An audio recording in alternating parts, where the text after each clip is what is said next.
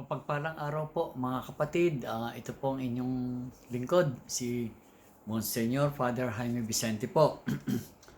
Nagkaroon lang po kagabi ng konting pagkakamali ang inyong lingkod. Nagkaroon lang po ng pagkakamali.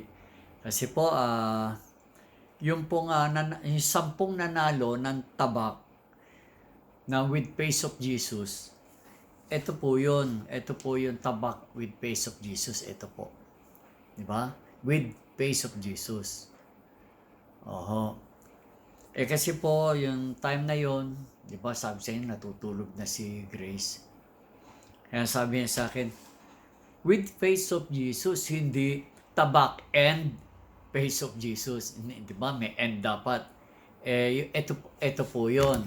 Kasi po, actually po, yung first 5 winners, 1.5 ang worth. Second, yung 10 winners, ano po yan, 2,000 worth. Pataas ng pataas. Tapos, another 7 winners, nasa 3,000 naman po. No? Pagdating po sa third prize and fourth prize, third and second prize, nasa 4,000 po yun. Yung first prize naman po, umabot naman po ito ng 4,500. And yung grand prize po, umabot ng 6,500. Ganon. Humihingi po ako ng pasensya sa mga winners. Yung 10 kay Royland Pascual. Royland Pascual, ito po talaga yung winner. Panalo natin. No? It is worth 2,000 po. Actually po, 2,500 na dapat kaya lang 2,000 lang. Wilhelm, alam mo naman yan, nasabi ko na rin siya kanina. Leonard Camarista,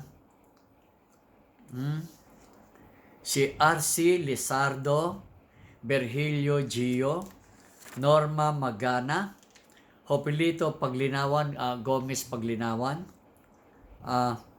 Father Dionisio Palimping, and Minda Agkawahili.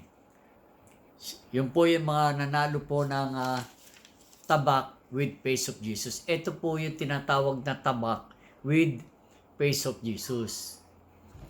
Kaya kagabi po, como nakalista lang, ito po yung nakalagay, tabak with face of Jesus. Ang sagot nga, ayan po, ang sagot ni Grace sa akin, hindi naman nakalagay dyan yung tabak and face of Jesus. Di ba? Yun. Kaya ako, paano?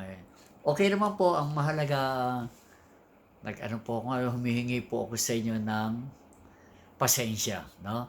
Kasi po, hindi naman po pwede ang